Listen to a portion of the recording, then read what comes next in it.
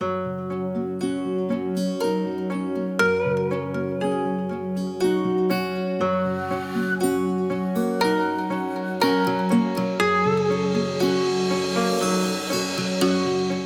we are leaving Mui Ne, and I'd like to say I'm sad about it, but not at all. I just couldn't connect with this place. I didn't love the food. I thought it was pretty mediocre. It was expensive. I didn't really find this place to be that beautiful, and so we spent a few days here, but to be honest, most of it was just hanging out, doing some work on my computer, and planning our next leg. So it's 4 hours to Dalat, but our goal is only to stay on the motorbike 2 hours a day, and so we're going to drive for a little over 2 hours, and then we're going to stay somewhere halfway. I don't know where that's going to be, probably in some little no-name town, but the ability to have unlimited time here means that we can take our time to stop in these little towns. A lot of people who motorbike from south to north or north to south in Vietnam, you know, they're so busy at actually getting to the next place that they don't actually enjoy it. But our goal here is to see Vietnam as we travel it. So we're gonna see somewhere pretty rural, I think, somewhere maybe in the Highlands. We'll see how today goes. Now, as we leave Mui Ne, I've heard that this is a popular shakedown spot for police. And so as we leave, it's supposed to be somewhere that we will probably get pulled over and asked for a drive. Although they said that coming in and that didn't happen to us. So fingers crossed, it also doesn't happen going. One of the things Alan did this time after we've been on it once is that the bag, and there's my foot, where I put my foot. So I need to have room for my leg. Initially, when we packed, we put it much further. It's not comfortable for me. So Alan was just saying that this looks easy wrapping up the bag, but it's actually not at all. And I don't know what I'm doing, so he's on his own. He just tells me where to hold the bag.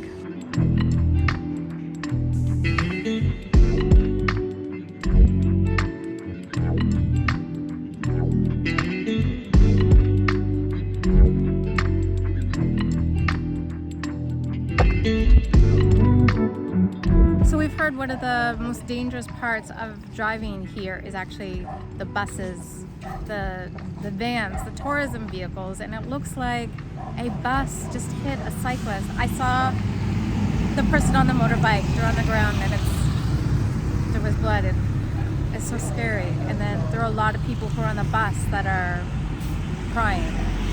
We didn't stop to watch this, actually. We just needed some gas in the tire, but Alan was saying he doesn't trust any tourism vehicles, that he sees that they drive crazy because they're just trying to get to the next place as fast as they can.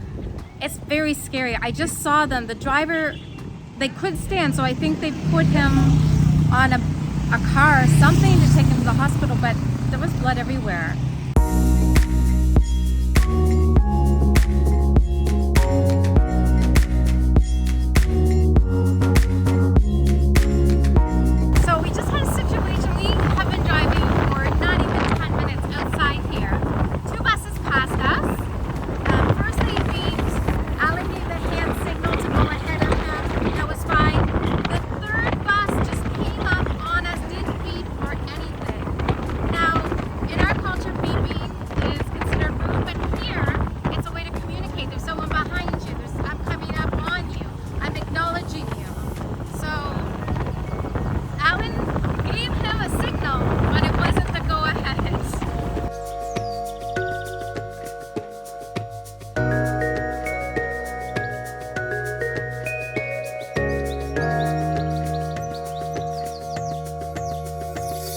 Want all my tips, including what didn't make it into videos?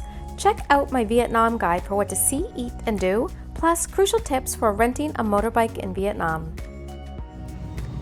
All right, we're just on the side of the road, so it's gonna be a little bit loud, but this drive has been really great. Going past dragon fruit fields, it's season right now, farmland, it's very green and lush, and people always want to know when is the best time to visit Vietnam. And I would say there is no best time. People say this is the worst time because it's the hottest and it rains, but it's also the most lush. So we're in the middle of dragon fruit season, lychee season just started. Lots of agriculture here, no crowds. It is 35 degrees during the day, but we've been able to handle it. You just kind of try to stay out of the sun. We left today, we wanted to leave at 7, but we left closer to 8. And so far so good. We waited to get out of Mui Ne to have breakfast, just because we wanted to avoid the police. And so far so good. I don't know where we are, but it's a nice town, nice people, and they've given us food and drink.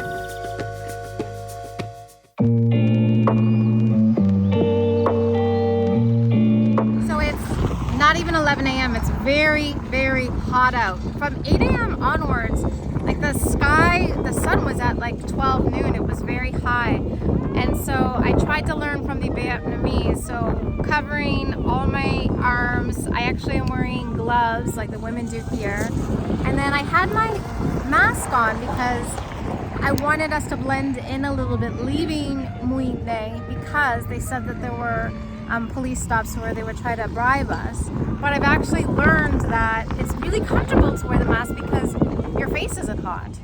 And then also just the pollution, like we're going through a lot of construction right now. The only thing that's exposed are my feet because I have leggings on, and they were burning. So we just stopped for a second through a construction section so that Alan can change the GoPro, and I put on sunscreen because now I know why they wear socks with their sandals. It's the only part that will burn. I might need to get some socks to wear with these for the rest of this trip.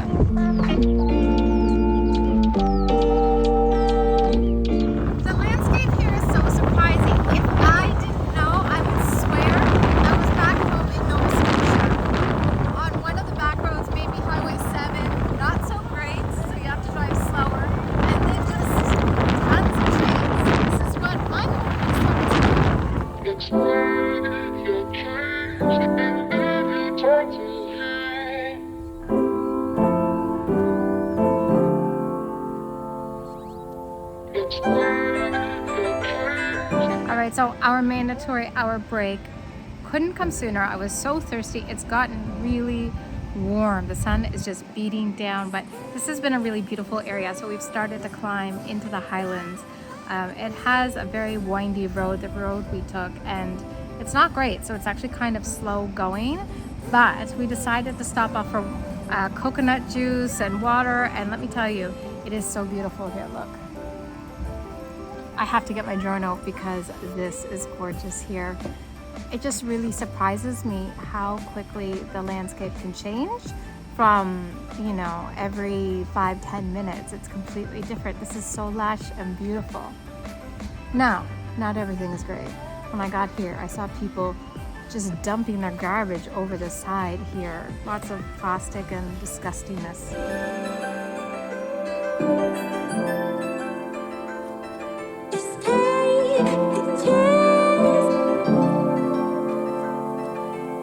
That was a great break.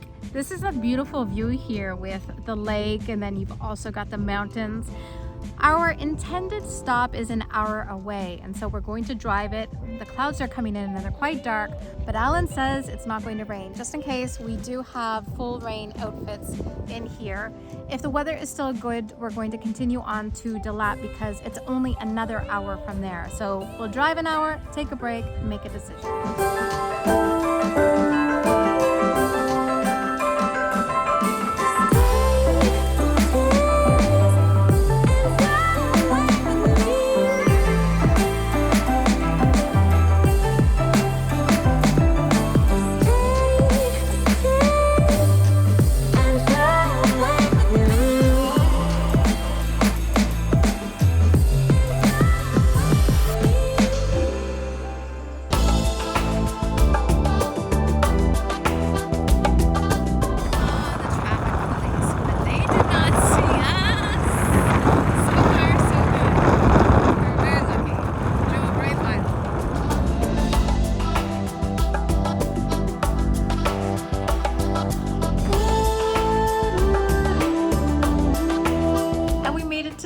We got here about an hour ago, but I couldn't find a place to stay.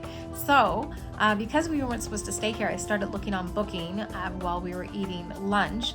But I always check Google reviews to cross-check, especially photos, because a lot of people who stay in places not only leave reviews, but they actually take practical photos of the room. And so it seems like in Dalat, a lot of places were saying they were one thing, but they were definitely not as nice as what they looked like on Booking. And then so finally, I just picked a street and I walked down and I asked everyone, do you have a room? And so I could look for it myself, and I found this spot. Now on Agoda, this room was $350 a night. And so when I asked her if she had any availability, and she said, you know what, I have a corner room, it has a balcony, it's normally $400, but I'll give it to you for $350. But it was already $350. But I just thought she was I just have such a soft spot for people in tourism, people in hotels, especially if it's run by women. So I said, okay, that's fine, like $350 is a fair price, especially since you can park your motorcycle here. Well, not in the room like before at the Love Hotel, but actually inside. So felt really good about that. So we're gonna take it easy. In the next video, I'm gonna share with you lots about Dalat because I could not believe how busy the city was, how big it was. I knew it was a popular tourist town, but I didn't realize it was a huge city. So tonight we're gonna eat some dinner, and then I need to do a little bit of research on what I wanna share, like what I wanna see, because it just seems like there's so much going on here. So in the next video, it will be all about Dalat, and hopefully I'll have some good stuff for you. See you then. Join my Patreon community for more behind the scenes and exclusive content you won't find elsewhere. You can also find me on Instagram, and be sure to like this video and subscribe to my channel.